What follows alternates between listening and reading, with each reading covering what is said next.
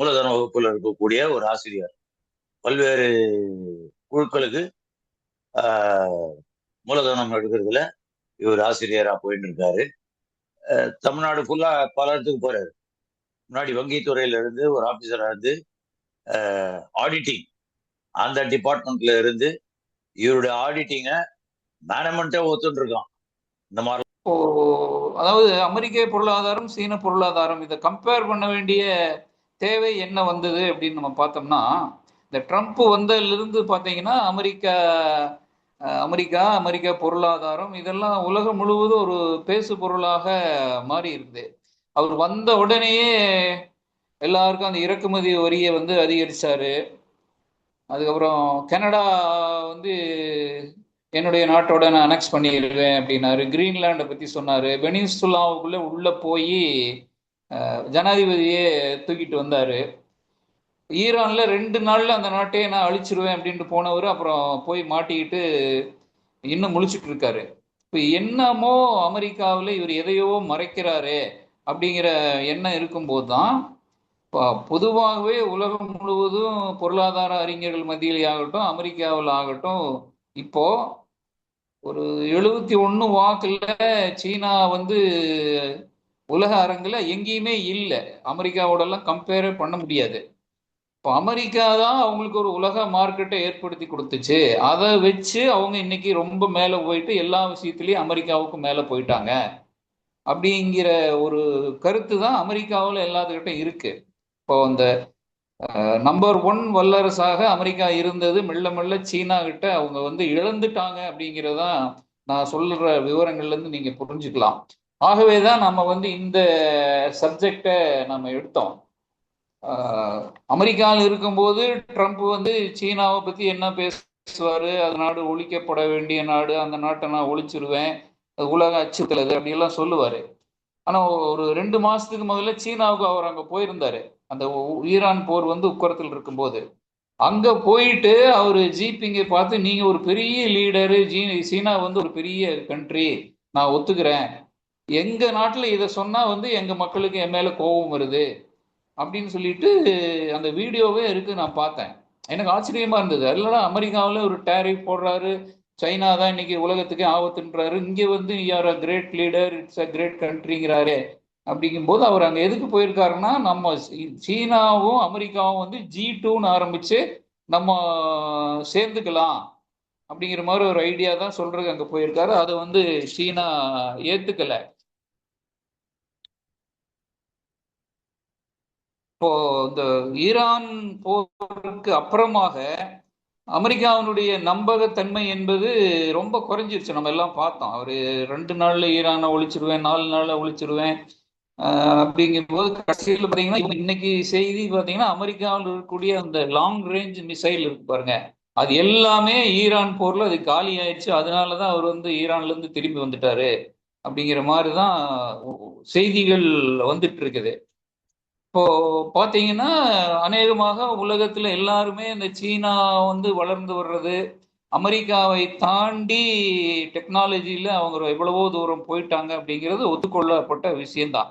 இப்போ இந்தியாவுக்கும் சீனாவுக்கும் உள்ள உறவுலேயே வந்து இந்த பொருளாதார கோஆபரேஷன்ங்கிறதுல ஒரு மறு சிந்தனை இருக்கு. இது வரைக்கும் சீனாவில இருந்து எந்த கம்பெனி வந்து இந்தியாவில் தொழில் தொடங்க முடியாது. இப்போ போன மாசம் வந்து மின் உற்பத்தி துறையில 4 சீன நிறுவனங்களை அனுமதிப்பது அப்படின்னு கேபினெட் முடிவு எடுத்திருக்கிறாங்க. அந்த அடிப்படையில் தான் நம்ம அந்த சீனா அமெரிக்க பொருளாதாரங்கள் ஒரு ஒப்பீடு அப்படிங்கிற டாபிக்கை நம்ம எடுத்தோம். இந்த ரெண்டையும் ஒப்பிடும் பொழுது 1971 வரைக்கும் அமெரிக்காவை பொறுத்த வரைக்கும் சீனாவில் ஒரு நாடே கிடையாது. இந்த தைவான் இருக்கு பார்த்தீங்களா, 1.5 கோடி ஜனத்தொகை. அப்போ 85 கோடி சீன ஜனத்தொகை.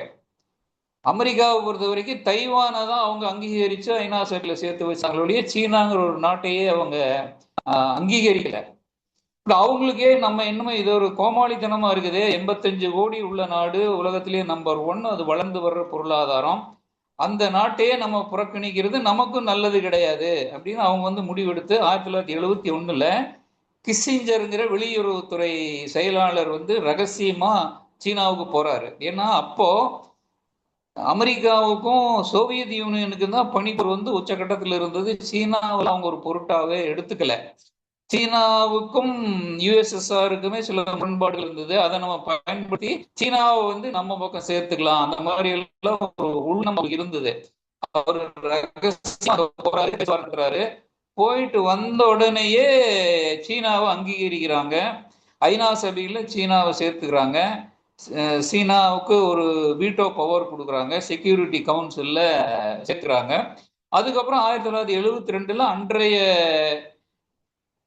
அமெரிக்க அதிபர் நிக்சன் அவரு சீனாவுக்கு போடுறாரு. அதுக்கப்புறம் ஒரு ப்ராப்பரான உறவுகள் சீனாவுக்கும் அமெரிக்காவுக்கும் மத்தியில ஏற்படுது. அன்னைக்கு பாத்தீங்களா 1971 சீன பொருளாதாரத்தை 12 மடங்கு அமெரிக்க பொருளாதாரம் வந்து பெருசாக இருந்தது. அதுக்கப்புறம் சீனாவில் உங்களுக்கு தெரியும், அன்னைக்கு 85 கோடி ஜனத்தொகை, இன்னைக்கு 140 கோடி ஜனத்தொகை. அங்க வந்து இயற்கை வளமும் இருக்கிறது, உழைப்பதற்கான ஜனத்தொகையும் இருக்கிறது. அன்னைக்கு அவங்க எங்க வந்திருக்காங்க அப்படின்னு சொன்னாங்க, இந்த ஜிடி உள்நாட்டு வர்த்தகம், ஃபாரின் எக்ஸ்சேஞ்ச் ரிசர்வ் சம்பந்தம் ஒரு 2-3 புள்ளி விவரம். சீனா வந்து 1920 உலக ஜிடிபியில 2% தான் இருந்தது. உலக ஜிடிபியில சீனாவினுடைய பங்களிப்பு 2% தான். ஆனா இப்போ வந்து 25%, கால் பங்கு. உலக உற்பத்தியில 4/1 வந்து சீனா.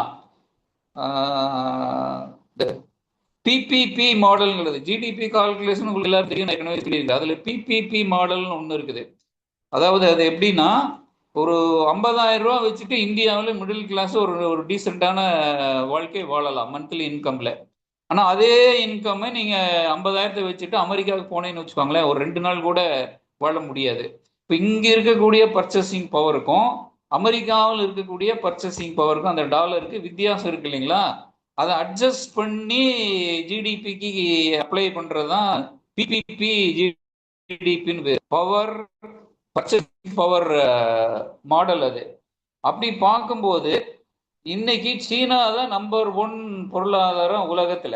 44 மில்லியன் சீனாவுடைய ஜிடிபி ஒரு வருஷத்துக்கு. அமெரிக்கா வந்து 32.38 ட்ரில்லியன் தான் டாலர் நான் சொல்றது. அதாவது அமெரிக்க பொருளாதாரத்தை விட பிபிபி மாடல்ல சீன பொருளாதாரம் வந்து 35% பெருசாக இருக்கிறது. அதே மாதிரி உலக சரக்குகள்ல 30% சீனாவில் தான், 1/3 சீனாவில் தான் உற்பத்தி ஆகுது. உலக மக்கள் வந்து பயன்படுத்துகிற பொருள்ல 1/3 வந்து சீனாவிலிருந்து உற்பத்தி ஆகிற பொருட்கள் தான். அமெரிக்கா பார்த்தீங்கன்னா உலக ஜிடிபியில 15% தான் ஓல்டு கமாடிட்டியில அங்க ப்ரொடியூஸ் ஆகுது. அப்போ 13 மடங்கு சீனாவை விட பெரிய எக்கனாமியா இருந்த அமெரிக்கா வந்து இந்த 40-50 வருஷத்துல சீனாவே வந்து அமெரிக்காவை ஓவர்டேக் பண்ணிட்டு போய் அப்படி புள்ளி பார்த்தோம். சீனாவுடைய ஏற்றுமதி வந்து எப்பவுமே இறக்குமதியை விட அதிகம் தான். இது ட்ரேட் சர்ப்ளஸ் நம்ம வர்த்தகத்துல சொல்லுவோம். 125 நாடுகளோட அவங்களுக்கு வந்து ட்ரேட் சர்ப்ளஸ் தான், அதாவது இறக்குமதியை விட ஏற்றுமதி அதிகமாக செய்கிறார்கள். அப்படின்னா அது இந்தியாவும் உள்படதான். இப்போ 1.25 ட்ரில்லியன் 125 லட்சம் கோடி ரூபாய் அவங்களுக்கு வருஷத்துக்கு ஏற்றுமதியை விட இறக்குமதி கம்மியா இருக்கிறதுனால அந்த பணம் வந்து நாட்டுக்கு உள்ள வருகிறது. அந்நிய செலாவணி பார்த்தா 3 ட்ரில்லியன் டாலர், இதோட 5 மடங்கு சீனாவினுடைய கையில் இருக்கு. 1978 2018 வரைக்கும் தொடர்ந்து சீனாவினோட ஜிடிபி வந்து 10%. 10%ங்கிறது இது வரைக்கும் உலகத்தில் எந்த நாட்டிலையுமே ஜிடிபி வளர்ந்தது கிடையாது. 78 2018 வரைக்கும் தொடர்ந்து 10% சீனா வந்து வளர்ந்து இருக்கிறதுனாலதான் இன்னைக்கு அமெரிக்காவையே பண்ணி அவன் போயிட்டு இருக்கிறான். 1980 இன்னைக்கு வரைக்கும் தனிநபர் வருமானம் பார்த்தீங்கன்னா சீனாவில் வந்து 70 மடங்கு அதிகரிச்சிருக்கு. ஆனால் அமெரிக்காவில் அந்த விலைவாசி உயர்வு நீங்க கணக்கில் எடுத்துட்டீங்கன்னா பாட்டம் 50%. அங்க தொழிலாளி வர்க்கம் இருக்கு பாத்தீங்களா, அதாவது மிடில் கிளாஸ் தொழிலாளி வர்க்கம், அவங்களோட சேலரி வந்து இந்த 40 வருஷத்துல உயரவே கிடையாது. அங்க வந்து மடங்கு அதிகரிச்சிருக்குது. இப்போ ஆர்டிஃபிஷியல் இன்டெலிஜென்ஸ் எடுத்துட்டாலும் சரி, ரோபோட்டிக்ஸ், எலக்ட்ரானிக் வெஹிக்கிள்ஸ், மெடிசின்ஸ், எல்லாமே இந்த இவி பேட்டரி தயாரிக்கிறது எல்லாம் தான் உலகத்திலேயே நம்பர் ஒன்னாக இருக்கிறது. போன ஒரே சொன்னா நான் குயிக்கா சொல்லிடுறேன். ஆர்டிபிஷியல் இன்டெலிஜென்ஸ் பேட்டன் ரைட் வந்து 16 லட்சம் சீனாவில் இன்னைக்கு இருக்கு.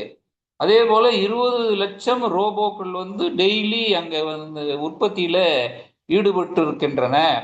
இது உலகிலேயே வந்து 54% ரோபோக்கள் வந்து சைனாவில் தான் இருக்கு. அமெரிக்கா, ஜப்பான், யூரோப்பியன் யூனியன் இந்த நாடுகளினுடைய கூட்டுத்தொகையை விட சைனாவில் வந்து அதிகமாக இருக்கு. எலக்ட்ரிக்கல் பேட்டரி, எலக்ட்ரிக்கல் வெஹிக்கிளுக்கான பேட்டரி உற்பத்தியில, உலக உற்பத்தியில சைனாவில் வந்து 80% அங்க உற்பத்தி ஆகுது. 13 மில்லியன், அதாவது 1.3 கோடி எலக்ட்ரிக் கார்கள் வந்து சைனாவில் விற்கப்பட்டிருக்குது. மின்சார கார் உற்பத்தியிலேயே பார்த்தீங்கன்னா 65% வந்து சைனாவில் தான் விற்கப்பட்டிருக்கு. அந்த சோலார் எனர்ஜி, அதே போல சூரிய மின் ஒளி, அது வந்து 1000 ஜிகாவாட்டை அவங்க தாண்டிட்டாங்க. 1000 ஜிகாவாட் நம்ம கூடால நம்ம தயாரிக்கிற மின்சாரத்தை விட 100 மடங்கு சோலார் எலக்ட்ரிசிட்டி அவங்க வந்து ப்ரொடியூஸ் பண்றாங்க. இது உலகத்துல உற்பத்தி ஆகிற மின்சார ஒளியில 53% சீனாவில் தான் உற்பத்தி ஆயிட்டு இருக்கு. 96% சீன மக்கள், அதாவது 120 கோடி பேரு 5G அங்க யூஸ் பண்ணிட்டு இருக்கிறாங்க. அங்க பாத்தீங்கன்னா இந்த விரைவு புல்லட் ட்ரெயின் இருக்குல்ல, விமானத்தை விட வேகமாக போறக்கூடிய புல்லட் ட்ரெயின் ரொம்ப சர்வசாதாரணம். ஒவ்வொரு ஸ்டேஷன்லயும் 10 நிமிஷத்துக்கு ஒரு தடவை புல்லட் ட்ரெயின் வந்து வரும். உலகின் மிகப்பெரிய விமானம் ஹீத்ரூ விமானம் தான் உலகினுடைய மிகப்பெரிய விமானம். அந்த ரயில்வே சில பெரிய இருக்கக்கூடிய இண்டஸ்ட்ரி இந்தியா இருக்கக்கூடிய ஒரு நடுத்த டவுன் இருக்கு பாத்தீங்களா, இப்போ நம்ம சோழிங்கநல்லூர் எடுத்தீங்கன்னா அது எவ்வளவு பெருசு. அந்த அளவுக்கு இண்டஸ்ட்ரியே இருக்கிற அளவுக்கு அங்க வந்து இண்டஸ்ட்ரி வந்து லார்ஜ் ஸ்கேல்ல நடத்திட்டு இருக்காங்க. அந்த 28 இருந்து 2018 வரைக்கும் ஜிடிபி நான் சொன்னேன் இல்லைங்களா வளர்ச்சி. இந்த பீரியட்ல 80 கோடி மக்களை அவர்கள் வந்து வறுமை கோட்டுக்கும் மேல கொண்டு வந்திருக்கிறாங்க, வறுமை கோட்டுக்கும் மேல. அதே போல 2018 இருந்து 25க்குள்ள மேலும் 25 கோடி மக்களை வறுமை கோட்டுக்கு மேல அவங்க கொண்டு வந்துட்டாங்க. வறுமை கோடு அப்படிங்கிறது ஐநா சபை ஒரு லெவல், ஒரு கோடு வச்சிருக்காங்க பாத்தீங்களா. என்டையர் சீனா பாப்புலேஷனை அந்த கோட்டுக்கு மேல இன்னைக்கு கொண்டு போயிட்டாங்க. அதாவது தீவிர வறுமையில் இருப்பவர்கள் என்பது சீனாவில் யாருமே கிடையாது. அதே போல கடலுக்கு அடியில 48,000 கிலோமீட்டருக்கு அவங்க வந்து ஹை ஸ்பீடு சாலை, நீர்வழி சாலையே அவங்க அங்க போட்டிருக்கிறாங்க. 98% மக்களுக்கு வந்து அங்க சொந்த வீடு இருக்கு. 2% தான் சொந்த வீடு இல்லாதவங்க. 98% மக்கள் வந்து சொந்த வீடு வச்சிருக்கிறான். உலகத்திலேயே மிகப்பெரிய நீர் மின் நிலையம் சீனாவில் தான் இருக்கு. இன்னும் நம்ம இந்த கோவிட்ல பார்த்தீங்க இல்லையா, கோவிட்ல நம்ம எல்லாம் ஆக்சிஜன் இல்லாம அட்மிஷன் கிடைக்காம எவ்வளவு பேர் இறந்து போனாங்க, எவ்வளவு பேர் வந்து கஷ்டப்பட்டோம். ஆனா கோவில்ல நீங்க எல்லாம் அந்த வீடியோ பார்த்துருப்பீங்க. 10 நாள்ல ஒரு ஆஸ்பத்திரியை அவன் வந்து நிர்ணயம் பண்ணி அங்க இருக்கிற எல்லாத்தையும் கொண்டு அட்மிட் பண்ணிட்டான்.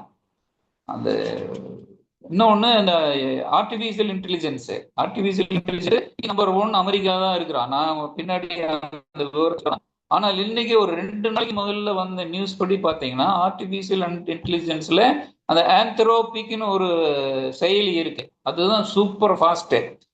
அது சைனா அல்லது வெளிநாடுகளுக்கு கொடுக்காதுன்னு சொல்லி ட்ரம்ப் வந்து உத்தரவு போட்டாரு. அதனால சைனாவுக்கு கிடைக்காது. அவன் இந்த மாதிரி பண்ணுவாங்கன்னு தெரிஞ்சுட்டு அவன் என்ன பண்ணான்னா, தனியா ஒரு இதுக்கு ஈக்குவலா இதே அளவு பவர்ஃபுல்லான ஏஐ செயலி ஒன்று அவங்க வந்து ஒரு 3 நாளைக்கு முதல்ல விட்டுருக்குறாங்க. அதுக்கு பேரு ZHIP, ஜிப்புன்னு பேரு. அது கிட்டத்தட்ட அமெரிக்காவினுடைய ஆந்த்ரோபிக்கை ரீப்ளேஸ் பண்ற அளவுக்கு இப்போ மார்க்கெட்டில் வரப்போகுது. இப்போ அமெரிக்காவினுடைய கடன் பார்த்தீங்கன்னா 39 ட்ரில்லியன். அது மிகப்பெரிய தொகை. ஒரு ஒரு ட்ரில்லியன் லட்சம் கோடி ரூபாயில பார்த்தீங்கன்னா 1 ட்ரில்லியன்னா 95 லட்சம் கோடி இன்ட்டு 39. அவ்வளோ பெரிய கடன் வந்து அமெரிக்காவில் இருக்கு. இன்னைக்கு ஒரு பெரிய வட்டியே வந்து வருஷத்துக்கு $3 ட்ரில்லியன் வந்து அவங்க கட்ட வேண்டி இருக்கு. அது நான் ஏற்கனவே சொன்னது மாதிரி $1 ட்ரில்லியன் இந்தியாவில் மதிப்பு, ரூபாய் மதிப்புல 95 லட்சம் கோடி ரூபாய். கடன் வந்து ஜிடிபியும் ரேஷியோ. அது எப்பவுமே எல்லா உலகம் ஒரு ரேஷியோ வச்சிருப்பாங்க. எப்பவுமே ஜிடிபியை தாண்டி கடன் வந்து இருக்கக்கூடாது. ஜிடிபியில 60% வந்து நீங்க கடன் வாங்கலாம். அது வந்து அலௌடு. உலக அளவில் அப்படி ஒரு ஸ்டாண்டர்ட் வச்சிருக்கிறாங்க. ஆனா அமெரிக்க ஜிடிபியினுடைய கடன் எவ்வளவுன்னு சொன்னா 120% ஜிடிபியில. இன்னும் ஒரு 10 வருஷத்துல அது 140% அதிகரிக்கும் என்று அது சொல்லப்படுகிறது. இதெல்லாம் எதுன்னா, உலகத்தில் இருக்கக்கூடிய எல்லா மைய வங்கிகளும் அமெரிக்காவினுடைய ஃபெடரல் ரிசர்வ் இருக்கு இல்லைங்களா, அமெரிக்காவினுடைய கடன் பத்திரங்கள்ல இன்வெஸ்ட் பண்ணி வச்சிருக்கிறான். அதுக்கு என்ன காரணம் சொல்றாங்கன்னா, உலகத்திலேயே சேஃபஸ்ட் இன்வெஸ்ட்மெண்ட் வந்து அமெரிக்க கடன் பத்திரங்கள் தான்.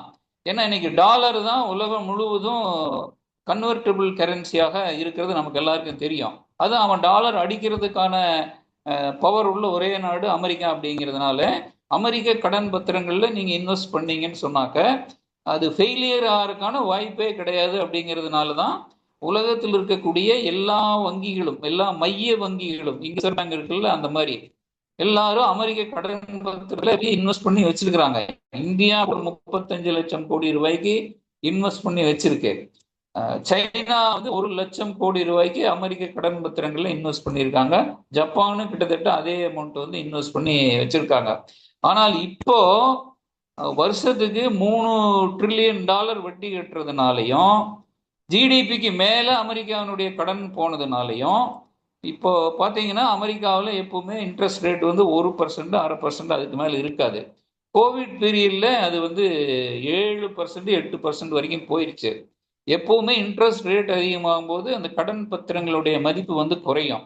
இப்போ உலகம் முழுவதும் மைய வங்கிகள் இன்வெஸ்ட் பண்ணியிருக்கான் பார்த்தீங்களா, அதனால அமெரிக்காவில் இன்ட்ரெஸ்ட் ரேட் அதிகமானதுனால இவனோட பத்திரங்களுடைய வேல்யூ வந்து குறைஞ்சி போயிடுச்சு. ஆகவே இனிமேல் அமெரிக்க கடன் பத்திரங்கள்ல இன்வெஸ்ட் பண்றது இல்லைன்னு சொல்லி பல வங்கிகள் வந்து முடிவெடுத்திருக்கிறான். இது அமெரிக்காவுக்கு பொருளாதாரத்துக்கு ஒரு பெரிய இடியாக இருக்கும். அமெரிக்காவுடைய மொத்த வந்து 100 ட்ரில்லியன். 100 ட்ரில்லியன் அது பார்த்துக்கோங்க. சைபர் எல்லாம் போட்டீங்கன்னா எவ்வளவோ போகும்.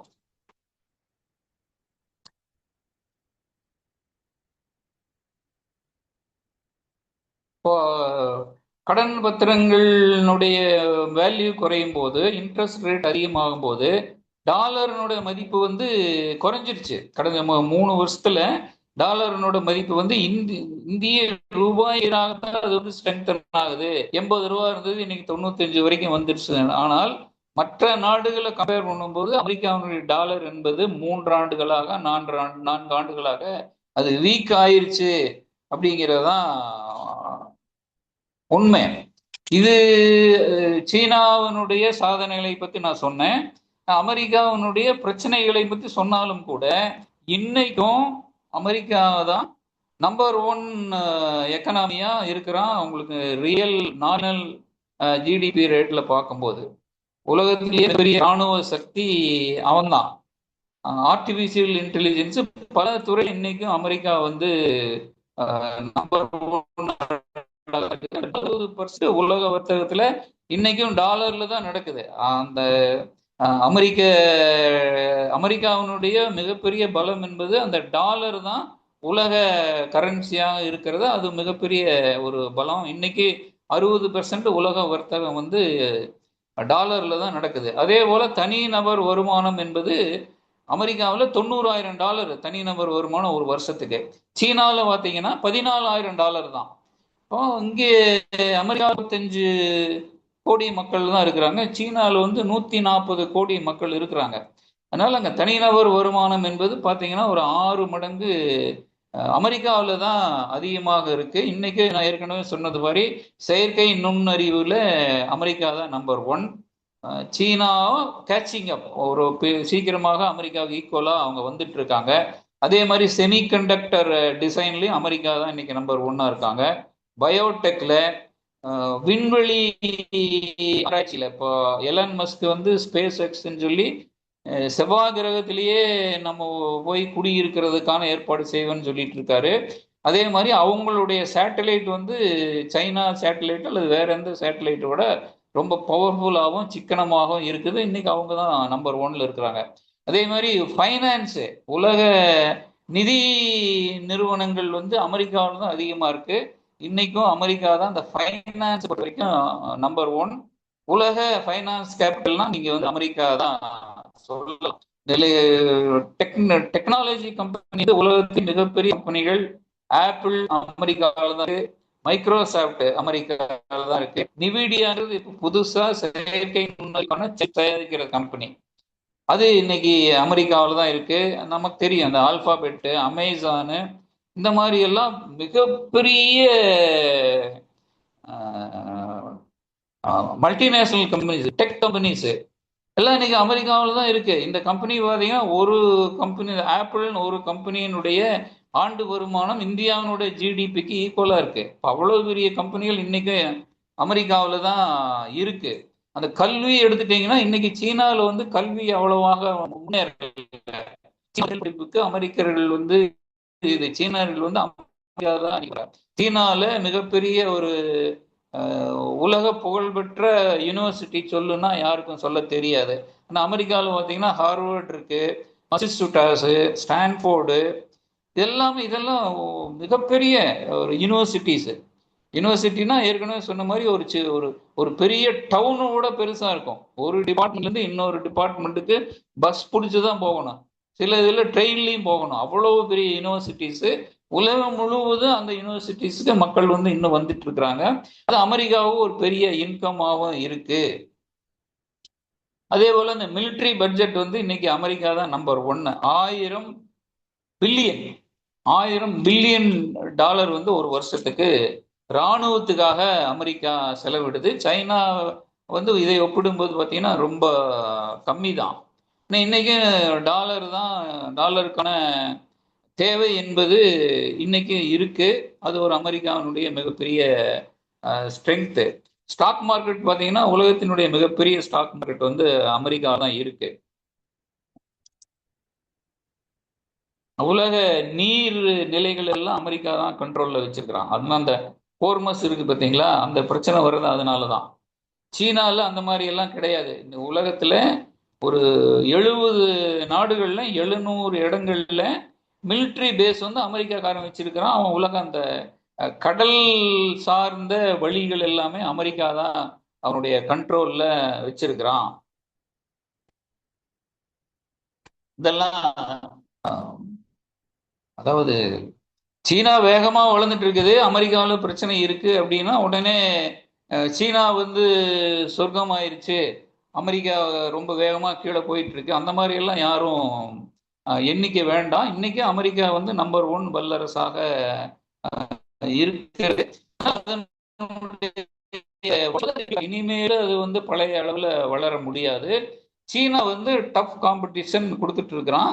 இது அமெரிக்கா வந்து எதிர்பார்க்கவே கிடையாது. அவங்க 1971 பார்த்தீங்கன்னா யுஎஸ்எஸ்ஆர் தான் அவங்களுக்கு மெயின் எதிரி. கோல்டு வார் வந்து நடத்திட்டு இருந்தான். சீனாவையும் யுஎஸ்எஸ்ஆருக்கு எதிராக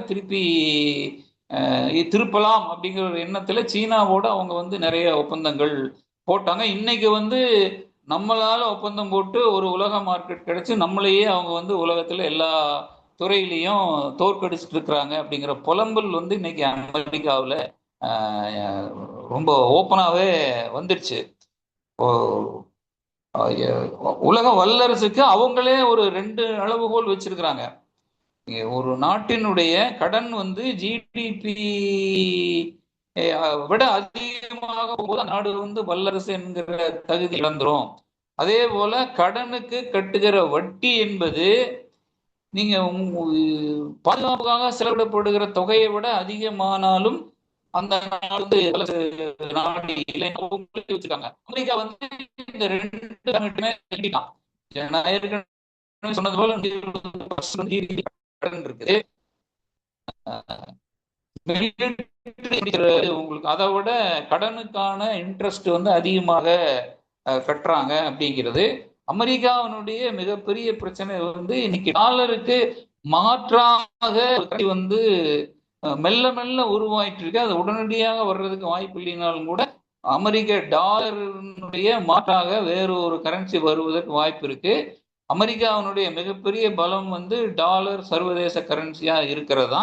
அதுக்கு ஆபத்து வந்து இருக்கிறதா இன்னைக்கு உலகத்தில் இருக்கக்கூடிய இத்தனை டென்ஷனுக்கு முக்கியமான காரணம். இப்போ இந்தியாவும் ரஷ்யாவும் பார்த்தீங்கன்னா ரூபால இந்தியா எண்ணெய் வாங்கிக்கலாம். ரூபால தான் ட்ரேட் நடந்துட்டு இருக்கு. அதனாலதான் அவர் வந்து நீங்க ரஷ்யாவில இருந்து எண்ணெய் வாங்காதாங்க நமக்கு வந்து பிளாக்மெயில் பண்ணிட்டு இருக்காரு. ஈரானுக்கும் சைனாவுக்கும் பார்த்தீங்கன்னா யுவான்ல தான் இன்னைக்கு நடந்துட்டு இருக்குது. இப்போ சைனாவில் ஒரு 15 வருஷத்துக்கு முதல்ல உலக வர்த்தகத்தில் சைனாவினுடைய யுவான் வந்து ஜீரோவாக தான் இருந்தது. எல்லாமே அமெரிக்காவில் தான் சைனா உள்பட பண்ணிட்டு இருந்தாங்க. இன்னைக்கு சீனாவினுடைய இன்டர்நேஷனல் ட்ரேட்ல 50% யுவான்லயே தான் நடந்துட்டு இருக்குது. சைனா கரன்சிக்கு ஒரு எம்ஆர்பி அப்படின்னு சொல்லுவாங்க. இப்போ போன வாரம் நான் ஒரு ஆர்டிகல் படிச்சோம். அது சைனாவில் ரொம்ப வேகமா இம்ப்ளிமெண்ட் பண்ணிட்டான். இப்போ அமெரிக்காவில எல்லாம் போய் ஒரு பெரிய டாக்டரை பார்க்கணும்னா நீங்க 30 நாள் 40 நாள் வந்து வெயிட் பண்ணிட்டு இருக்கணும். ஆனா சீனால அப்படி கிடையாது. போன உடனே அப்பாயின்மெண்ட் தான். அங்க இந்த டீப் சீக்குன்னு ஒரு ஏஐ வந்திருக்கு பார்த்தீங்களா. அது எல்லா ஹாஸ்பிட்டல்லையும் அது மூலமாக ஒரு ஒரு ஒரு மணி நேரத்தில் பல லட்சக்கணக்கான டாக்குமெண்ட் வந்து அது ஸ்கேன் பண்ணி நீங்க நேராக ஒரு ஆஸ்பத்திரிக்கு போறீங்க. அது உடனே உங்க ரிப்போர்ட் எல்லாம் ஸ்கேன் பண்ணி உடனே டாக்டர்கிட்ட போயிடும். டாக்டர் ஒரு 10 நிமிஷத்துலயே ஒரு அரை மணி நேரத்திலேயே உங்களுக்கான நோய் என்னன்னு டயக்னைஸ் பண்ணிடுவாரு. ஒருவேளை நீங்க அட்மிட் ஆக வேண்டி இருந்ததுன்னா 2 நாள் உங்களுக்கு வந்து அட்மிஷன் கிடைச்சிரும், ஆப்ரேஷன் முடிஞ்சிடும். ஆனா அமெரிக்காவிலாம் பாத்தீங்கன்னா இன்னும் அவங்க அறத பழைய டெக்னிக் தான் வச்சுட்டு இருக்கிறாங்க. அப்பாயின்மெண்ட்டே வந்து பெரிய டாக்டர் பார்க்கறதுனா 40 நாள் ஆகும். அதுக்கப்புறம் சில ஆப்ரேஷனுக்கெல்லாம் நீங்க வருஷ கணக்குல காத்திருக்க வேண்டி இருக்கு. அந்த பாத்தீங்கன்னா இன்னைக்கு சைனா வந்து ரொம்ப வேகமா போயிட்டு இருக்கு. அது உடனே சைனாவில் பிரச்சனையே இல்லையா, அது வந்து சோசியலிசம் நாடு ஆயிடுது அப்படின்னா அதெல்லாம் ஒன்றும் கிடையாது. சைனாவிலும் இன்னைக்கு வந்து நிறைய பிரச்சனைகள் இருக்கு. இப்போ 1978 இருந்து 2018 வரைக்கும் ஜிடிபி வளர்ந்தது இல்லையா. இப்போ ஒரு எக்கனாமி வந்து வளர்ந்துட்டே போயிட்டு இருக்க முடியாது, இல்லை ஒரு ஸ்லோ டவுன் ஆகும். இல்லை இது ஒரு 3-4 வருஷமா சீனாவுடைய பொருளாதார வளர்ச்சி என்பது குறைந்து ரியல் எஸ்டேட் வந்து மிகப்பெரிய ஒரு கட்டத்துல இருக்கு. நம்பர் 1 கம்பெனி இங்க நம்ம டிஎல்எஃப் சொல்றோம்ல, அதோட பெரிய கம்பெனி எவர் கிராண்டேங்கிறது அங்க வந்து கொலாப்ஸ் ஆகிற நிலைமையில் இருக்கு. ரியல் எஸ்டேட்ல ஒரு பெரிய பிரச்சனை இருக்கு. அதே போல அவங்க வந்து ஒரு 30-40 வருஷத்துக்கு மேல ஒரு குழந்தைங்கிறத அக்ரெசிவா இம்ப்ளிமெண்ட் பண்ணாங்க. அதனோட விளைவு இப்போ வந்து வயதானவர்களுடைய எண்ணிக்கை வந்து அதிகமா இருக்குன்னா உழைப்பவர்களுடைய எண்ணிக்கை குறையுது, பென்ஷன் செலவு அதிகமாகுது, மருத்துவ செலவு வந்து சீனாவில் அதிகமாகுது. அது ஒரு பிரச்சனையா இருக்கு. இன்னொன்னு சீனாவில் இந்த உள்ளாட்சிகள்லாம் இருக்கு இல்லைங்களா, பஞ்சாயத்து முனிசிபாலிட்டி அந்த மாதிரி எல்லாம், அவங்க வந்து கடன் வாங்குறதுக்கு சீனா மட்டும் வந்து அனுமதிச்சிருக்கிறான். அவர்களுடைய கடன் வந்து நாளுக்கு நாள் அது அதிகமாயிட்டே போகுது. அது ஒரு பிரச்சனையாக இருக்கு. டெக்னாலஜியில அதான் இன்னைக்கு மிகப்பெரிய ஒரு ரைவல் அவங்களுக்கு. சீனாவை எந்தெந்த வழியிலெல்லாம் நசுக்கணுமோ அந்த மாதிரி எல்லாம் அவங்க செஞ்சுட்டு இருக்கிறாங்க. இப்போ நான் சொந்த மாதிரி அந்த ஆந்த்ராபிக்ங்கிறது நீங்க சீன நிறுவனங்களுக்கு விற்கக்கூடாது அப்படின்னு ஒரு தடையை 2 மாசத்துக்கு முதல்ல ட்ரம்ப் வந்து கொண்டு வந்தாரு. இப்போ அந்த இறக்குமதி வரிங்கிறது சீனாவில் 50% அப்படின்னாரு. சீனா பரவாயில்ல நாங்களும் உங்களை திருப்பி தாக்குவோம்னு சொன்னோன்னே 100 அப்படின்னாரு, அப்புறம் 150 அப்படின்னாரு. அந்த இறக்குமதி வரி அமெரிக்கா வந்து சீனா மேல அதிகம் போடுவது சீனாவுக்கு வந்து ஒரு பிரச்சனை தான். ஏன்னா இன்னைக்கு அமெரிக்காவில் போனீங்கன்னா அங்க இருக்கக்கூடிய தெருவுல எல்லாமே சீனாவினுடைய பொருட்கள் தான் நம்பிதான் அமெரிக்கர்கள் இருக்கிறாங்க. இறக்குமதி வரி அதிகரிக்கும் போது அது சீனாவினுடைய ஏற்றுமதியை பாதிக்கும். அதன் மூலமாக இன்னைக்கு இப்போ லேட்டஸ்டா சில கம்பெனிகள்லாம் வியட்நாமை நோக்கி போயிட்டு இருக்கிறாங்க, மெக்சிகோவை நோக்கி போயிட்டு இருக்கிறாங்க. சில கம்பெனிகள் வந்து இந்தியாவை நோக்கியும் வர்றதாக செய்திகள் வந்து இருக்கு. இப்போ ஆயில் வந்து சீனாவில் ஆயில் ரிசர்வ் இல்லை, ரொம்ப கம்மி தான். அவங்க எலக்ட்ரிக் பஸ்ஸு எலக்ட்ரிக் வெஹிக்கிள் தயாரிச்சாலும் கூட ஆயிலுக்காக அவங்க இறக்குமதி தான் பண்ணிட்டு இருக்கிறாங்க. அது வெனிசுலா, ஈரான் மாதிரி நாடுகள் தான் அவங்க நம்பி இருக்கிறாங்க. இதெல்லாம் இன்னைக்கு சீனாவில் பெரிய பிரச்சனையாக இருக்கு. இப்போ சமீபத்தில் ஒரு 4 நாளைக்கு முதல்ல ஆர்டிகிள் வந்து என்னன்னா, இந்த எக்கனாமிக் ஸ்லோ டவுன் காரணமாக பலர் வந்து வீட்டு வாடகையே வந்து கட்ட முடியல. நான் சிங்கிள் பெட்ரூம் வீடு வாடகைக்கு எடுத்துருக்கேன் அப்படின்னா, இந்த சிங்கிள் பெட்ரூமையும் வீட்டையே ஷேர் பண்ணிக்கிறதுக்கு அவங்க வந்து அட்வர்டைஸ் பண்றாங்க. அப்படின்னா ஒரு 13,000 14,000 பேர் ஒரு வீடு அட்வர்டைஸ்மெண்ட்டுக்கு ரெஸ்பாண்ட் பண்ணிக்கிறான், நான் வர்றேன் அப்படின்னு. அந்த அளவுக்கு வாடகை கூட கொடுக்க முடியாத அளவுக்கு கீழ்மட்டத்தில் சீனாவினுடைய எக்கனாமியில பிரச்சனை இருக்கு. இப்போ நான் அதை பற்றி ஒரு ஆர்டிகல் எழுதியிருந்தேன். இன்னொருத்தர் என்னன்னா, அவர் ஆர்டிஃபிஷியல் இன்டெலிஜென்ஸில் ஒரு ஸ்டார்ட் அப் கம்பெனி ஆரம்பித்து லாஸ் ஆகி போச்சு. அதனால் அவரால் வீட்டு வாடகை கொடுக்க முடியல. அவர் இன்னொருத்தர் வந்து ஹோட்டல் இண்டஸ்ட்ரி நடத்தி அவருக்கு லாஸ் ஆயிடுச்சு. அவரை கூப்பிட்டுக்கிட்டு 2 பேரும் ரெண்ட்டை ஷேர் பண்ணி இருக்காங்க. அவங்களெல்லாம் போய் வெளிநாட்டில் நிருபர்கள்லாம் கேட்கும்போது 3 வருஷமா எங்களுக்கு இன்கம் இருக்குது, ஆனால் இன்கம் ரைஸ் ஆகவே இல்லை, விலைவாசி ஏறிட்டு இருக்கு, அதனால என்ன பண்றது அப்படின்னு அவங்க கேள்வி வந்து கேட்குறாங்க. அங்கேயும் வேலையில்லா திண்டாட்டம் இருக்கா அப்படின்னா இருக்கு, ஆனால் உலகத்திலேயே ரொம்ப குறைவு. 1% 1.5% அந்த மாதிரி தான். இன்னும் இந்த பழங்கால பழங்குடி வில்லேஜ்லலாம் ரொம்ப எக்கனாமி வந்து மோசமாகத்தான் இருக்கு. சொந்த வீடு இல்லாதவர்கள் தான் இருக்கிறாங்க. ஏன்னா அங்கே தொழிலெலாம் செய்ய முடியாது. கிளைமேட் ஸ்விங் வந்து ரொம்ப எக்ஸ்ட்ரீமா, குளிர்னா ரொம்ப குளிரும், வெயில்னா ரொம்ப வெயிலாக இருக்கும். விவசாயமெல்லாம் செய்ய முடியாது. மலையில் போய் தொழிற்சாலைகள் ஆரம்பிக்க முடியாது. அங்க இடத்துலலாம் உங்களுக்கு வறுமைங்கிறது இருக்கு. ஆனால் சைனா வந்து அவங்களுடைய சட்டத்திட்டங்களுக்கு உட்பட்டு என்ன செய்ய முடியுமோ அதையெல்லாம் அவங்க வந்து செஞ்சுட்டு இருக்கிறாங்க. வீடு இல்லாதவங்களுக்கு வீடு கொடுத்துட்டு இருக்கிறாங்க. இப்போ இன்னும் ஒரு உங்களுக்கு ஷாக்கிங்கா இருக்கு நான் சொல்ற தகவல் வந்து, சீனாவிலேயே நம்பர் 1 பணக்காரன் யாருன்னா, குடித நீரை பாட்டில்ல அடைச்சு விற்காததான் நம்ம ஊர் அம்பானியோட அதானியோட சீனாவில் நம்பர் 1 பணக்காரனா இருக்கிறான். நீங்க சோசியலிசத்தை நோக்கி போறீங்கன்னா, குடித நீர், ஒரு நல்ல குடித நீர் வந்து எல்லாருக்கும் இலவசமா கொடுக்கணும் இல்லையா? அது அவங்க கொடுக்கல. அதை வந்து லாபத்துக்கு பாட்டில் அடைச்சு விற்கிறதுக்கு அலோவ் பண்ணியிருக்கிறான். அவன் வந்து சீனாவிலேயே நம்பர் 1 பணக்காரனா இருக்கிறான். எனக்கு இந்த செய்தி படிக்கும்போது ஆச்சரியமா இருந்தது. பிரபாத் பட்நாயக் இதை பத்திலாம் விமர்சனம் பண்ணி எழுதியிருக்கிறாரு. தண்ணி வியாபாரம் பண்றவன் சீனாவுடைய நம்பர் 1 பணக்காரங்க, நம்ம அம்பானி அதானி விட அவன் பெரிய பணக்காரனா இருக்கான் அப்படின்னா, இவங்க இன்னும் ஃபிக்ஸ் பண்ண வேண்டிய விஷயங்கள் வந்து ஏராளமா இருக்கு. அதனாலதான் சீனா அப்படின்னா நம்ம ஆட்கள் வந்து சோவியத் யூனியனை கொண்டாடிட்டு இருந்தாங்க. அது இடத்துல இப்ப வேற ஒரு நாட்டை வைக்கணும்னா சீனாவை வச்சு கொண்டாடிட்டு இருக்கிறாங்க. இந்த மாதிரி சீனாவினுடைய பிரச்சனைகள்லாம் சொன்னாலும் நம்மளுக்கு கோபம் வந்துருது. அவங்க வந்து சொர்க்கம்னு அவங்க நினைச்சிட்டு இருக்கிறாங்க. ஆனா யதார்த்தத்துல பாத்தீங்கன்னா அங்கேயும் பிரச்சனைகள் இருக்கு. என்ன காரணம்னா, நம்ம எல்லாருமே தாஸ் கேபிட்டல் படிக்கிறவங்க தானே. அங்க இன்னும் பொருட்கள் வந்து சரக்கு உற்பத்தியாக தான் இருக்குது. சரக்குனா அதுல லாபம் இருக்கும். லாபம் என்றால் சுரண்டல் இருக்கும். சுரண்டல் இருந்ததுன்னா முதலாளி வர்க்கம் தொழிலாளி வர்க்கம்ங்கிறது இருக்கதான் செய்யும். அப்ப ஏழை பணக்காரங்கிற ஏற்றத்தாழ்வு, அப்ப ஏழைகளுக்கு வேலையின்மை என்பது, வறுமை என்பது அங்க இருக்கதான் செய்யும். நீங்க சீனாவை வந்து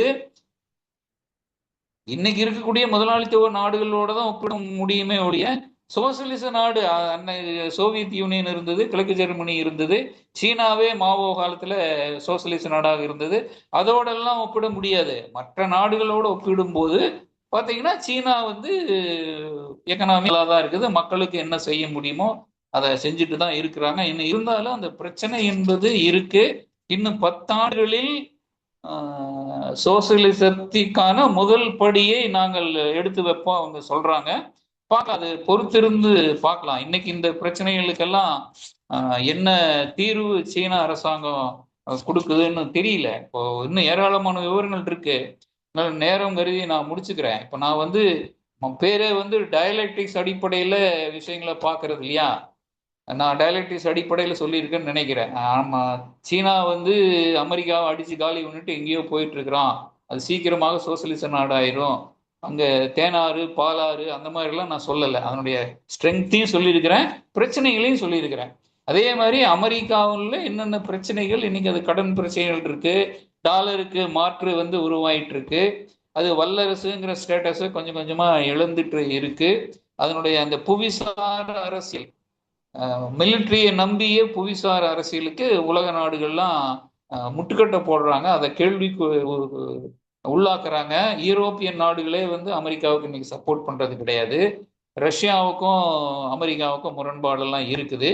அங்க அங்க பிரச்சனைகள் இருக்கு. இருந்தாலும் கூட இன்னைக்கும் பார்த்தீங்கன்னா தனிநபர் வருமானத்துல $90,000 ஒரு மிகப்பெரிய பணம் தானே. இருக்கிறான். ஏற்கனவே சொன்ன மாதிரி பல்கலைக்கழகங்கள், டெக் ஜெயின்ஸ் எல்லாம் இன்னைக்கு அமெரிக்காவில் தான் இருக்கிறான். நான் ரெண்டு சைடையும் பேலன்ஸாக தான் நான் சொன்னேன் அப்படின்னு தான் நீங்க பார்க்கணும். நன்றி தோழர்களே. எதிர்நிலைகளின் ஒற்றுமையும் போராட்டமும்னு ஒரு வகைமை இருக்கு இயக்கவியல் ஆய்வு முறையில. நீங்க ஒவ்வொரு முறையும் நீங்க சொல்லும்போது எனக்கு அது நினைவுக்கு வருது. அதாவது ஒரு ஒரு விஷயத்துல ஒன்றும் அதற்கு எதிரான ஒன்றும் இருக்கு, அது இரண்டும் இணைந்தும் செயல்படுது, முரண்பட்டும் செயல்படுது. இதுதான் எங்கும் இத்தகைய செயல்பாடுகள் தான் இருக்கு அப்படிங்கிற மாதிரி அதை புரிஞ்சுக்கிறேன். அந்த வகையில இப்ப அடுத்த தோழர்கள் கேள்விகள் இருந்தா கேட்கலாம். சுகுமார் தோழர். தோழர் ஆறுகுட்டி, ஒரு டவுட். 98% வீடு மக்களுக்கு இருக்கு அப்படின்னு சொல்லும்போது அவனுக்கு வந்து இது பிரச்சனை வரும், ரெண்ட்டுக்கு பிரச்சனை வரும். எனக்கு அது ஒண்ணு, அவங்க அந்த டேட்டால எனக்கு ஒரு சின்ன டவுட் இருக்கு. அப்புறம் அந்த 100 கொஸ்டின் வந்து ரேட் ஆஃப் இன்ட்ரெஸ்டுக்கும் இந்த பேர் என்ன அமெரிக்கன் பாண்டுக்கும் என்ன டிஃபரன்ஸ்? இது இதாகும் போது அது ஏறுது அப்படின்னு சொல்றீங்கன்னா, அது I am unable to get it. இது ரெண்டுத்தையும் சைனாவுடைய பட்ஜெட்ல அவங்களுடைய இன்வெஸ்ட்மெண்ட் பேஸ் இன்ஃப்ராஸ்ட்ரக்சர் டெவலப்மெண்ட்டுக்கு தான் அவங்க பெரிய லெவல்ல முன்னுரிமை கொடுத்துக்கிட்டே இருக்கிறாங்க தோழர். அவங்க அந்த முன்னுரிமை அதனுடைய வெளிப்பாடுகள் வந்து இன்னும் 5 வருஷம் 10 வருஷத்துக்கு கழிச்சுக்கு அப்புறமா இன்னும் பிரமாண்டமாக வெளிப்படும். அவருடைய அந்த பட்ஜெட்ல எக்ஸ்பென்சஸ்ல நம்ம அலோகேஷன்ல பார்க்கும்போது கிட்டத்தட்ட வந்து ஒரு பெரும்பகுதியே அவங்க வந்து அமெரிக்காவுக்கு உங்களுக்கும் கம்பேர் பண்ணும்போது அதில் செலவு பண்ணிட்டு வர்றாங்க அப்படிங்கிற மாதிரி லாங் டைம் வியூவை பார்க்க வேண்டியதா இருக்குது. நான் இன்னொன்று வந்து நீங்க சொன்னதெல்லாம் உண்மை. நான் வந்து சைனாக்கு பல முறை போயிருக்கிறேன், கிராம பகுதிக்கு உள்ளேயும் போயிருக்கிறேன், சிட்டிக்குள்ள போய் பார்த்துட்டு வர்றதையும் போயிருக்கிறேன், அதாவது 5 ஸ்டார் ஹோட்டல் மாதிரி இருக்கக்கூடிய கம்பெனிலையும் பார்த்துருக்கிறேன், கக்கூசுக்கு கதவே இல்லாத கம்பெனிகளுக்கும் போயிருக்கிறோம். அதாவது 2 விதமா அங்க இருக்கு, 2 விதமான வாழ்க்கைகளும் அங்க யதார்த்தமா தான் இருந்துகிட்டு இருக்கு. ஆனா அவங்க வந்து கட்டுமானம் என்பது வந்து நாட்டையே ஒரு சைட்ல இருந்து தான், சென்சன் பகுதியில இருந்து தான் கட்டுமானம் கட்டிக்கிட்டு போயிட்டு இருக்கிறாங்க. அதனாலதான் நமக்கு என்ட்ரி கூட வந்து பாத்தீங்கன்னா சென்சன் வழியா தான் கொடுப்பாங்க. நமக்கு அதெல்லாம் போறதுக்குன்னா நாட்டை பார்த்துக்கிட்டே போகணுங்கிறதுக்காக வந்து என்ட்ரியே நமக்கு வந்து ஹாங்காங் வழியாவோ தாய்லாந்து வழியாவோ சென்சன் வழியாவோ தான் அவங்க எல்லாருக்குமே ஜென்ரலாவே அவங்க வந்து அவங்க வெளிநாட்டுக்கு கொடுக்கக்கூடிய என்ட்ரி பாயிண்ட்டுங்கிறது அப்படிதான் இருக்கும். மிக பிரமாதமான கட்டுமானங்கள் அதெல்லாம் கட்டிக்கிட்டு இருக்கிறாங்க. ஆனா பவர்ட்டியும் நீங்க சொன்னது மூலமா அங்க ஒரு பக்கம் இருக்க செய்யுது. ஆனா ரெண்டத்தையும் பேலன்ஸ் பண்ணி தான் அவங்க போய்கிட்டு இருக்கிறாங்க. ஆனா இன்ஃப்ராஸ்ட்ரக்சருக்காக அவங்கள்ட்ட செலவு பண்ணக்கூடிய அமௌண்ட் வந்து பட்ஜெட்ல மிக கணிசமான ஒரு தொகையை அவங்க செலவு பண்ணிட்டு வந்துகிட்டே இருக்கிறாங்க லாங் டேர்மா. ரெண்டாவது வந்து 2 பட்ஜெட்டையும் நான் வந்து டயலெக்டிக்கலா பார்க்கும்போது அமெரிக்கன் பட்ஜெட் பார்த்தீங்கன்னா அது செலவினத்தை அடிப்படையாக கொண்டது. சைனாவோட பட்ஜெட் அதுக்கு நேர் எதிராக இருக்கும். சைனாவோட பட்ஜெட் வந்து நீங்க பாத்தீங்கன்னா இது வந்து ஒரு ஆக்கப்பூர்வமான ஒரு பட்ஜெட்டா இருக்கும். சைனாவினுடைய இன்வெஸ்ட்மெண்ட் நீங்க எல்லாம் அமெரிக்காவினுடைய பட்ஜெட்டை பார்க்கும்போது ஹவுஸ் ஹோல்டு கன்சம்ஷன் அதை பேஸ் பண்ணியா முதன்மை கொடுத்தது முக்கியத்துவமான கிட்டத்தட்ட அமெரிக்க பட்ஜெட்ல 50% மேல வந்து ஹவுஸ் ஹோல்டு கன்சம்ஷன், அதாவது அவர்கள் பண்ணக்கூடிய செலவினங்கள் அடிப்படையில் தான் அவங்களுடைய ஜிடிபி அந்த மாதிரி இருக்கும். அந்த அடிப்படையில் பார்க்கும்போது இந்த சைனாவோட பட்ஜெட் லாங் டேர்ம் வைஸுக்கு இவர்கள் உதவியா இருக்கும் அப்படிங்கிற மாதிரி நான் பார்க்கிறேன் தோழர். ஏன்னா அந்த மாதிரி தான். மித்தபடி நீங்க சொல்றது யதார்த்தம் வந்து சைனா வந்து சோசியலிச கண்ட்ரி அப்படிலாம் சொல்ல முடியாது. அப்படி சொல்வதற்கான வாய்ப்பெல்லாம் இல்லை. தே ஆர் டுவர்ட்ஸ் சோசியலிசம் சொல்லிக்கலாம். ஆனா ஒண்ணே ஒண்ணு, அவர்களுடைய பொருளாதாரம் என்பது பிளான்டு எக்கனாமிக். அதாவது நாட்டிற்கு ஏற்றபடி ஒரு சோசியலிச தன்மைக்கு ஏற்றபடி அவங்க பிளானிங் பண்றாங்க. எக்ஸிகியூஷன் கேபிட்டலிசம் தான் பண்றாங்க. இது ரெண்டும் முரண்பாடுகள் இருக்கு. பிளானிங் சோசியலிசம் மூலமாக ஒரு சோசியலிசத்தை நிர்மாணிப்பதற்கான பிளானிங் இருக்கு. ஆனா எக்ஸிகியூஷன் இன்றைக்கான ஆட்டத்துல அவங்க கேபிட்டலிஸ்ட் தான் நம்பிதான் பண்றாங்க. அப்ப இது ரெண்டுத்துக்குமான ஒரு பேலன்சிங்காக தான் போயிட்டு இருக்கிறாங்க. ரெண்டாவது மெயினா அவர்கள் இந்த சிஸ்டத்தை மெயின்டைன் பண்ணி போடுறதுக்கான பிரதான காரணங்கள் இருக்கு. 94 அப்புறம் நீங்க பாத்தீங்கன்னா ஹாங்காங்குடைய இணைப்பு ஆரம்பிச்சிச்சு. அப்ப அவங்க ஹாங்காங்கை அவங்க பெற வேண்டியது நிர்பந்தம் இருந்துச்சு. அப்ப ஹாங்காங்குக்கு உள்ள இப்ப எதிர்ப்புரட்சிக்கான வேலைகள் நடந்துகிட்டு இருக்கும் போது அப்போ ஒரு முதலாளித்துவம் நம்ம சைனா கூட போயிட்டோம்னா பெரிய லெவலுக்கு பாதிப்பு இருக்கும் அப்படிங்கிற மாதிரி இருந்தனால அவர்கள் அந்த ஒரு நாடு அந்த இரண்டு தேசம் ஒரு தேசம் இரண்டு நடைமுறைகள்ங்கிற அடிப்படையில அவர்கள் அதுக்கு முக்கியத்துவம் கொடுக்கல. இன்னைக்கும் அந்த முதலாளித்துவத்திற்கு நோக்கிய இது வளர்ச்சிக்கு தான் அவங்க ஒரு பாசாங்க மாதிரி தான் காமிச்சிட்டு இருக்கிறாங்க. இதற்கான காரணம் தைவானை அடுத்து இணைக்கணும். தைவானுடைய முதலாளித்துவவாதிகள் இவங்களை நம்பணும். ஆக இவைகள் எல்லாமே லாங் டைமா கணக்கில் கொண்டுதான் அவங்களுடைய ஒவ்வொரு மூவுமே இருக்குது. அதன் அடிப்படையில தான் நீங்க பாத்தீங்கன்னா அவங்களுடைய இன்ஃப்ராஸ்ட்ரக்சர் டெவலப்மெண்ட்டுக்கான லாங் டைம் கேபிட்டல் இன்வெஸ்ட்மெண்ட் பண்ணிக்கிட்டே இருக்கிறாங்க. இந்த ரிட்டர்ன்ஸ் எல்லாம் வர ஆரம்பிச்சிருக்கு. இதெல்லாம் வரும்போது இது அந்த காலகட்டங்க தைவானும் அவர்களுக்கு கைக்கு வரணும். அந்த மக்களும் சுமூகமாக இணையணும். அதுக்கேற்றபடி சூழ்நிலையை உருவாக்கணும். இது எல்லாத்தையும் கணக்கு போட்டு தான் அதனுடைய பொருளாதார அமைப்புக்குள்ள அவங்க கொண்டு போறாங்கன்னு நான் நினைக்கிறேன் தோழர். அவ்வளவுதான். இப்போ இறுதியில தோழர் வெங்கடேசன் சொன்னது ஒரு முக்கியமான விஷயம். ஏன்னா என்னை பொறுத்த வரைக்கும் நான் சொல்றது அந்த வெங்கடேசன் தோழர் சொன்னதுல ஒரே ஒரு முரண்பாடு இருக்கு. சீனாவே ஒரு சோசியலிச நாடு என்று சொல்ல முடியாது என்ற அந்த வசனத்தில் மட்டும் நான் முரண்பாடுவேன். ஏன்னா எனக்கு பிரச்சனைனா இப்போ ஒரு 3-4 வருஷங்களை அல்ல அதுக்கு மேலே இந்த ஜூம் மீட்டிங்களில் இந்த விஷயங்களை நான் திரும்ப வலியுறுத்தின ஒரு விஷயம். அதில் ஒரு வரி கூட யாராலையும் உள்வாங்கப்பட இல்லை. அது நான் தனிப்பட்ட நீதிராயத்தோட பேசுகிற போது அந்த விஷயத்தை சொல்லியிருந்தேன்.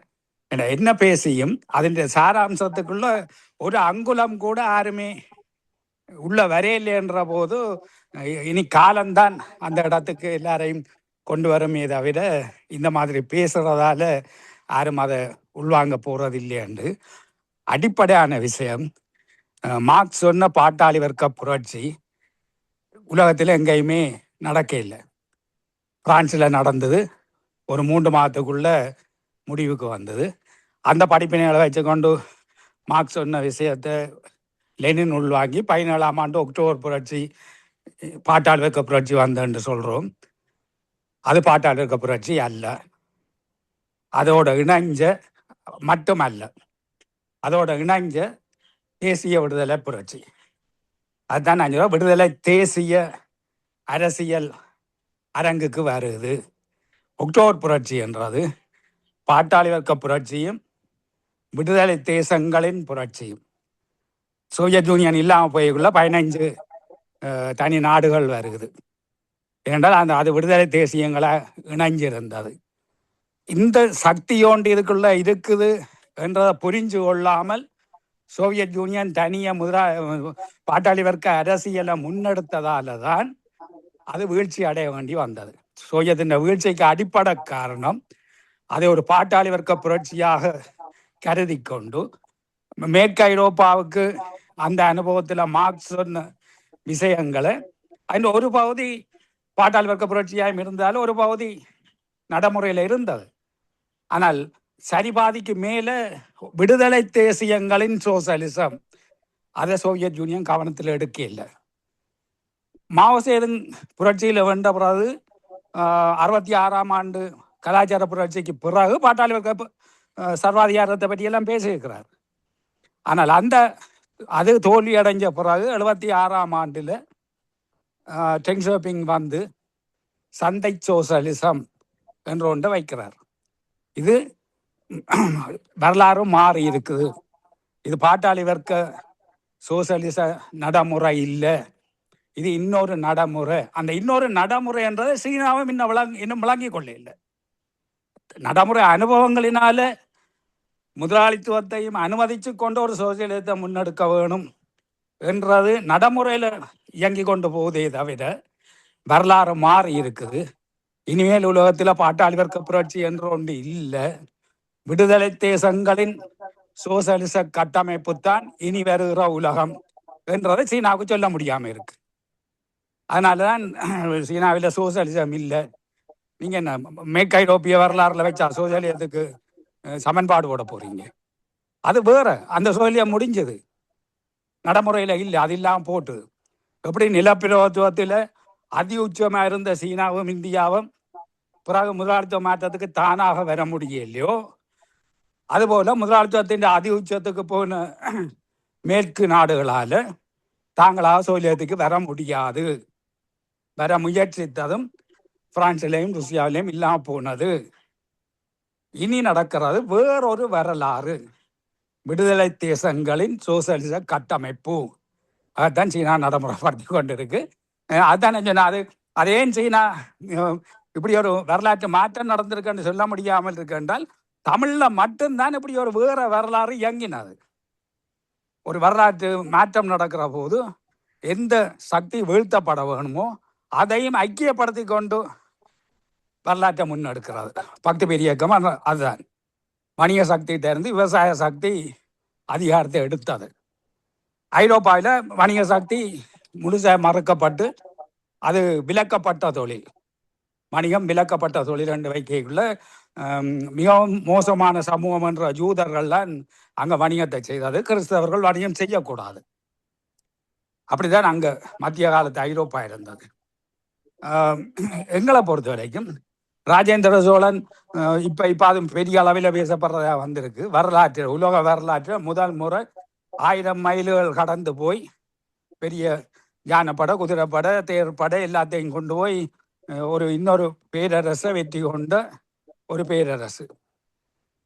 ஏன் போனேன்டா, அங்கே உள்ள வணிகத்துக்கு அந்த அரசு சரியான இதை கொடுக்கல, தேவையில்லாத வரி அப்படி இப்படி எல்லாம் செய்ததுனால அதை அடக்கிறதுக்காக எங்களுடைய வணிகர்களுக்கு சுதந்திரமான வணிகம் செய்கிறதுக்கான வாய்ப்புக்காக ஒரு நிலப்பிரபுத்துவ அரசு, விவசாய சமூக சக்தி மேற்கொண்ட ஒரு யுத்தம். அப்போ வீழ்த்தப்பட்ட சமூக சக்தியையும் உள்வாங்கி கொண்டு வரலாற்று மாற்றத்தை செய்வது என்றது ஒரு இன்னொரு வேறொரு விஷயம். இதை மார்க்சியர்களும் சரியா உள்வாங்க இல்லை என்றால், இதை தமிழில் மட்டும் வரலாற்று இருந்தது. தமிழின் அவலம் இதை சரியா தமிழரும் உள்வாங்க முடியல. தமிழரை உள்வாங்க இல்லைன்னா பிறகு எப்படி வெளியில் இதை சொல்றது? அது இல்லாமல் இருக்குது. அதான் அந்த விஷயம். மற்றபடி தோழர் சிறப்புற முன்வைத்த தோழர் மிக அழகாக பல விஷயங்களை சொன்னார். அதுதான் விஷயம். இயங்கியல் என்றது இன்றைக்கு எங்கே கொண்டு வந்து விட்டு இருக்கு. அமெரிக்கா முன்னேற போகிறது இல்லை, அது வீழ்ச்சி அடைந்து கொண்டு தான் இருக்குது. ஆனால் சீனா என்ற சோசியலிசத்தை முன்னெடுக்கும் சமூகம், வேறொரு சோசியலிசம், விடுதலை தேசிய சோசியலிச கட்டமைப்பை முன்னெடுத்து செல்ற ஒரு நாடு எதிர்காலத்தில் உலக நாடுகளில் உள்ள அந்த இது இன்னொரு விஷயம். இனி வரப்போற உலகம் என்றது தேசங்களுக்கு இடையில் சமத்துவத்தை ஏற்படுத்துவது. எதிர்காலத்தை சோசியலிசம் என்றது அதுதான். எப்படி பாட்டாளி வர்க்க புரட்சியின் மூலம் சோசியம் வரும் என்று முன்னர் நினைக்கப்பட்டதோ அது இல்லை. தேசங்களுக்கு இடையிலே நீ சமத்துவம் நோக்கி செல்லும். அப்போ ஒவ்வொரு தேசமும் ஏகாதிபத்திய பிடிய தகர்க்கிறதுக்கான ஒரு வர்க்க போராட்டத்தை உள்ள நடத்தும். அது கூடால சீனாவினுடைய அந்த உதவுகிற விடுதலைக்காக போராடும் தேசங்களுக்கு உதவுகிற. இப்ப அது சோவியத் யூனியன் ஒரு வகையில் கையாண்டதுதான். அதே எதிர்கால தேசங்களுக்கு இடையே சமத்துவம், அதன் ஊடாக சோவியத்தை நோக்கி செல்ற ஒரு வித்தியாசமான வரலாறை பற்றி என்ன செய்யற திரும்ப திரும்ப சொல்ல வேண்டி இருக்கு. யாரும் உள்வாங்காட்டாலும் சொல்ல வேண்டி இருக்கு. நன்றி, வணக்கம். ஆனால் கிராமப்புறங்கள்ல நான் வருஷத்துக்கு ஒரு தடவை கிராமப்புற போகும்போது பாத்தீங்கன்னா அங்க வறுமை இருக்கு. அதையும் தாண்டி சீன அரசாங்கம் வந்து அவங்களுக்கு என்ன செய்ய முடியுமோ அதை செய்கிறது அப்படிங்கிறது தான். ரெண்டு இருக்கு. அமெரிக்கா வந்து கடன் பொருளாதாரம், அது மக்கள் வந்து பெரிய அளவுக்கு சேமிக்கிறது கிடையாது. கடன் வாங்கி செலவு பண்றது, என்ஜாய் பண்றது, அந்த மாதிரி தான் இருக்கிறான். அமெரிக்காவுக்கு ஒரு அது பிரச்சனை தான். மக்கள் வந்து சேமிக்கிறது கிடையாது, எல்லாத்தையுமே செலவு பண்றாங்க அப்படிங்கிறது எக்கனாமி. உங்களுக்கு 1939ல கிரேட் டிப்ரெஷன் வந்தது. அதுக்கப்புறம் பார்த்தீங்கன்னா அமெரிக்காவில் 10 வருஷம் 15 வருஷத்துக்கு ஒரு தடவை பெரிய கிரைசிஸ் வந்துட்டு தான் இருக்கு. கோவிட்ல அவங்க எவ்வளவு பெரிய அடி வாங்கினாங்க, 2008 சப் பிரைம் இதுல அவங்க எவ்வளவு அடி வாங்கினாங்க, அதெல்லாம் நம்ம பார்த்தோம். இப்ப என்னன்னா எல்லா நாடுகளுமே, எல்லா மைய வங்கிகளுமே உங்களுக்கு டாலரை ரிசர்வ் வைக்கிறதுனால அமெரிக்காவுக்கு ஒரு பிரச்சனை வரும்போது எல்லா நாடுகளையுமே அது பாதிக்குது அப்படிங்கிறதா. அதனாலதான் டாலருக்கு மாற்று முயற்சிங்கிறது சீரியஸா நடந்துட்டு இருக்குது அப்படிங்கிறதா. மற்றபடி அவர் வந்து நிறைய விவரங்கள் தான் சொல்லியிருக்காரு. நான் சொன்ன கருத்துக்கு கூடுதலாக சில புள்ளி விவரங்களை சொல்லியிருக்காரு. ரவீந்திரன் தோழர் வந்து நீங்க சீனா சோசியலிஸ்ட் நாடு அல்ல அப்படிங்கிறத இல்லையா? சீனா சோசியலிஸ்ட் நாடுன்னு அவங்களே சொல்லலையே. அவங்களே என்ன சொல்றாங்கன்னா, நாங்க வந்து சந்தை பொருளாதாரத்தை கை கொண்டுட்டோம்,